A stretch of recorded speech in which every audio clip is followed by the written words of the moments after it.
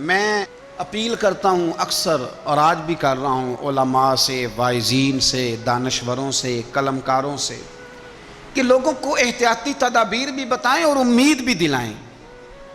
جو موت کا خوف طاری ہوتا جا رہا ہے، اس خوف سے لوگوں کو نکالیں، امید کی کرن روشن کریں، امید کی، اور ان کے دلوں کے اندر دلیری پیدا کریں۔ میرے پیر و مرشد میرے حضرت صاحب حضور تاج الشریعہ مفتی محمد اختر رضا خان صاحب رحمۃ اللہ علیہ دلی کے ہاسپٹل میں ICU وارڈ میں داخل تھے۔ اللہ تعالی ہم سب کو محفوظ فرمائے۔ تو جو لوگ ICU وارڈ میں کبھی گئے ہیں وہ دیکھتے ہیں کہ پورے جسم کو تاریں لگا دیتے ہیں، وہ یہاں بھی کوئی چیز لگائی ہے، یہاں بھی لگائی ہے، پورا وجود باندھ دیا جاتا ہے پوری طرح۔ ایک بچہ تھا دلی کا لیکن امریکہ نیشنل تھا، تو وہ بھی وہاں تھا اور مایوس ہو گیا تھا زندگی سے۔ نوجوان تھا پر مایوس ہو گیا۔ مرتا وہ ہے جو دل چھوڑ جاتا ہے کسی بھی بیماری میں، اسی بیماری میں نہیں، کسی بھی بیماری میں جو لوگ اندر سے ہار گئے وہ گئے۔ وہ نوجوان کہتا ہے کہ بالکل میں ہار گیا تھا۔ تو حضرت بھی وہاں داخل تھے، نماز کا وقت ہوا تو فرمانے لگے یہ اتارو سارا کچھ اور میں نے نماز پڑھنی ہے۔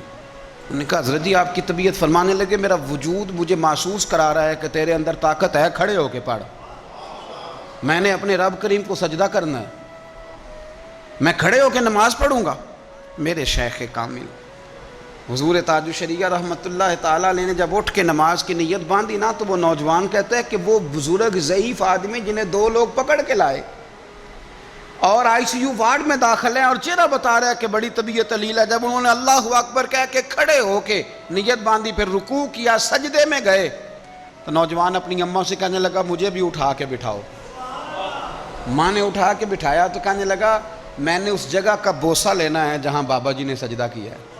مسلمان تھا، کہنے لگا مزہ نہیں آ گیا یار، اس حالت میں اتنی امید، اس حالت میں اٹھ باندھ کمر کیوں ڈرتا ہے، پھر دیکھ خدا کیا کرتا ہے۔ لوگوں میں امید کی شمع روشن کرے، لوگوں کو یہ بتلائیں کہ آپ کوئی لاوارث ہے، آپ کا رب بھی ہے، آپ کے رسول بھی ہیں، آپ کو سنبھالنے والا مالک موجود ہے۔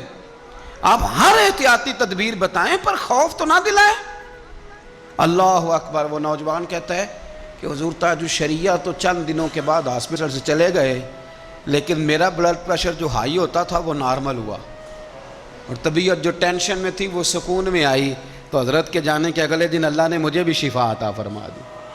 آپ کا عمل، آپ کا کردار، آپ کی گفتگو، مولا کائنات شیر خدا علی المرتضیٰ رضی اللہ تعالیٰ عنہ کے پاس ایک شخص بڑی پریشانی کے عالم میں آیا، بڑی پریشانی، کہنے لگا حضور بتائیں مقدر کیا ہے، تقدیر کیا ہے۔ آپ فرمانے لگے یہ راستہ نا ذرا اندھیرا ہے، کہیں گم نہ ہو جانا۔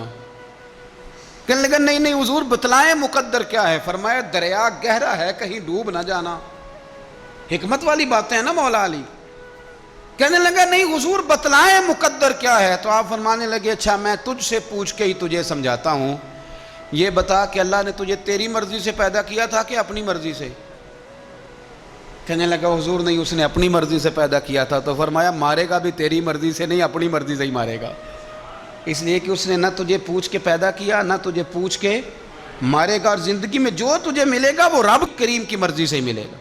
تو اس لیے میرے عزیز یاد رکھیں، امید دلائیں لوگوں کو، یہ وقت ہے قوم کے اندر امید پیدا کرنے کا، شعور بیدار کرنے کا۔ میرے رسول کریم صلی اللہ علیہ وسلم نے فرمایا ایک بندے کو قیامت میں حکم ہوگا کہ اس کو جہنم میں لے جاؤ، فرشتے اس کو گھسیٹ کے لے جا رہے ہیں، فرشتے گھسیٹتے ہیں دوزخ کی طرف، تو مڑ کے پھر پیچھے دیکھتا ہے، فرشتے پھر گھسیٹتے ہیں پھر پیچھے دیکھتا ہے، پھر گھسیٹتے ہیں پھر پیچھے دیکھتا ہے، دوزخ کا دروازہ آ گیا تو پھر پیچھے دیکھ رہا ہے۔ اللہ نے فرمایا واپس لاؤ، فرشتے واپس لائے تو رب کریم نے پوچھا تو مڑ مڑ کے کیا دیکھتا ہے؟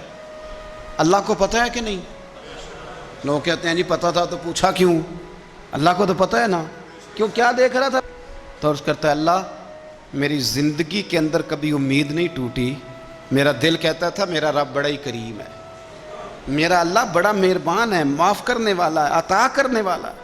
اے اللہ جب فرشتے گھسیٹتے تھے نا تو شیطان مجھے وسوسہ دیتا تھا اب تو جہنم میں جائے ہی جائے، لیکن پھر میری امید ہوتی تھی اور نہیں تیرا رب بڑا کریم ہے، تو میں مڑ کے پھر پیچھے دیکھتا تھا، پھر یہ مجھے گھسیٹتے تھے تو پھر وہ مجھے وسوسہ دیتا تھا اب تو دوزخ میں جائے ہی جائے، تو پھر میرے اندر سے آواز آتی تھی نہیں تیرا رب بڑا کریم ہے۔ اے اللہ دوزخ کا دروازہ آ گیا پر میری امید نہیں ٹوٹی، تو رب کریم فرشتوں سے فرماتے ہیں اسے جنت میں بھیج دو، اللہ تیرے ہی فیصلے ہیں، پر پہلے دوزخ۔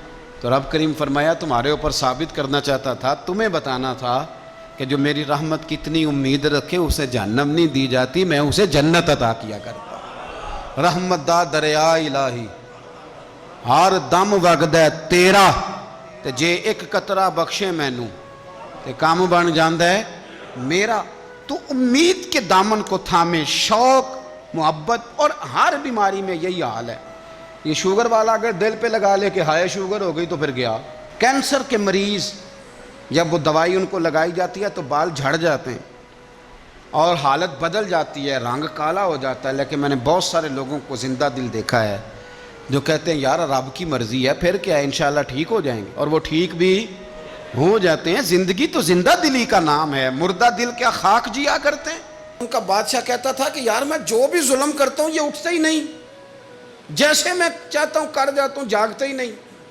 تو شہروں کے دروازے ہوتے تھے، اس نے کہا کہ ایک ایک بندہ دروازے پہ کھڑا کرو، جو آدمی اندر داخل ہو 20 جوتے مارو، اور جب باہر نکلے پھر مارو۔ اس کا خیال تھا کہ یہ جاگ جائیں گے، یہ مجھے کہیں گے کہ کیوں میں جوتے لگ رہے ہیں، آپ برداشت کرتے نہیں، مہنگائی ہو جائے تب بھی برداشت کرتے ہو، جو ہو جائے۔ تو اس نے کہا شاید جاگ جائیں۔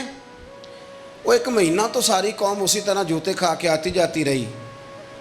تو عارف رومی کہتے ہیں کہ ایک دن وہ نا سیانے بندے منتخب لوگ جمع ہو کے بادشاہ کے پاس آئے، تو بادشاہ وزیر سے کہنے لگا لو یہ والا مسئلہ اب ٹھیک ہو گیا، جاگ گئی ہے میری قوم، اب یہ مجھ سے کہیں گے کہ کیوں جوتے مرواتے ہو تو میں کہوں گا تمہیں جگانا تھا، تو تم جاگ جاؤ، میں مر گیا تو پیچھے لوگ تمہارے اوپر ظلم کریں گے۔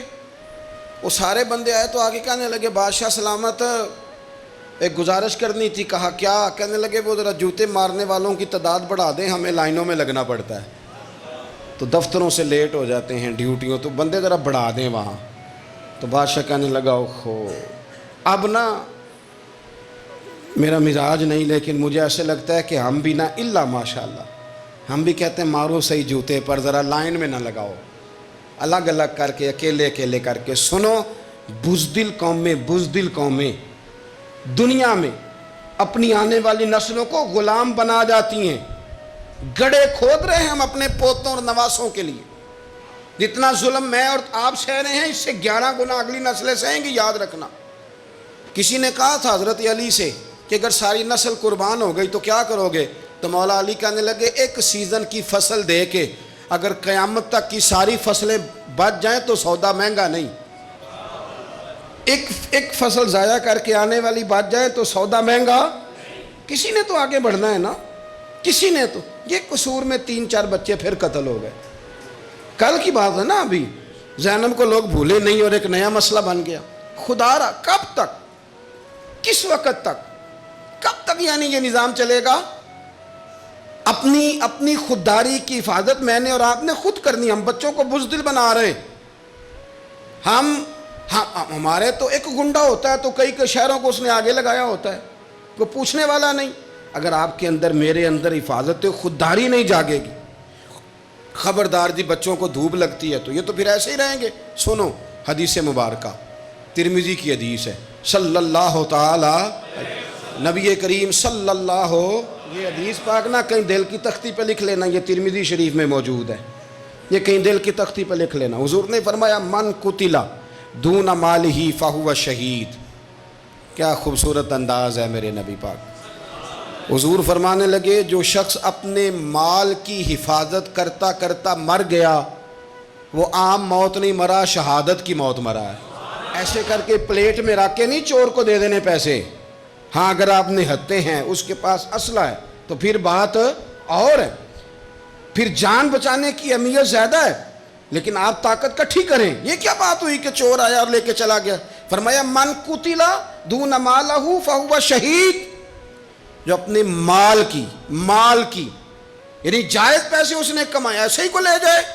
فرمایا جو اپنے مال کی حفاظت کرتے ہوئے مر گیا، تمہارے نبی کا وعدہ ہے وہ شہادت کی موت مرا، گویا اللہ اسے بغیر حساب کتاب جنت عطا کرے گا۔ اور حضور فرمانے لگے وَمَنْ قُتِلَ دُونَ دَمِهِ فَهُوَ شہید۔ فرمایا جو آدمی اپنی جان کی حفاظت کرتے ہوئے مر گیا، کسی نے اس پر حملہ کیا، اس نے جان بچائی، لڑا اور مر گیا، عام موت نہیں مرا. حضور فرماتے ہیں میرا وعدہ ہے وہ شہادت کی موت گیا. صحیح ستہ کی روایت پڑھ رہا ہوں. اور حضور فرمانا دین ہی فہو شہید، جو اپنے مذہب کی حفاظت کرتے ہوئے مرا. ذرا ترتیب دیکھو، پہلے نمبر پہ حضور نے مال کا نام لیا ہے، دوسرے نمبر پر رسول کریم علیہ السلام نے جان کا نام لیا، اور دین کا نام تیسرے نمبر پہ لیا ہے. فرمایا جو اپنے دین کی حفاظت، گویا مال بچانا یہ بھی ایمان ہے، جان بچانا یہ بھی ایمان ہے. اور فرمایا جو دین کی حفاظت کرتے مرا وہ بھی شہید ہے. اور پھر میرے رسول کریم فرمانے لگے وَمَنْ قُتِلَ دُونَ أَهْلِهِ فَهُوَ شَهِيدٌ. فرمایا جو اپنے بال بچوں کو بچاتے بچاتے مر گیا، اللہ اسے بھی شہادت کا درجہ عطا کرے گا. جو شخص مال بچاتے دنیا سے چلا گیا وہ بھی شہید، جان بتاتے چلا گیا وہ بھی. تو پلیٹ میں رکھ کے دینا شروع کر دیا سارا کچھ پلیٹ میں. فرمایا جو آدمی اپنی جان بچاتے چلا گیا شہید، دین بچاتے چلا گیا شہید، گھر والوں کو بچاتے چلا گیا. نبی کریم علیہ السلام کی خدمت میں ایک صحابی نے عرض کی حضور اگر کو میرا مال چھیننا چاہے تو حضور نے فرمایا مقابلہ کر. مسلم شریف کی حدیث ہے، مقابلہ کر. عرض کی حضور اگر اس نے مجھے قتل کر دیا تو حضور فرمانے لگے رب تجھے شہادت کا درجہ دے گا. عرض کی یا رسول اللہ اگر میں نے اسے قتل کر دیا تو حضور فرمانے لگے پھر رب اسے جہنم میں ڈال دے گا. تجھے شہادت ملے گی، شہادت، اور اسے دوزخ ملے گی. ہمت پیدا کرے، دلیری پیدا کرے.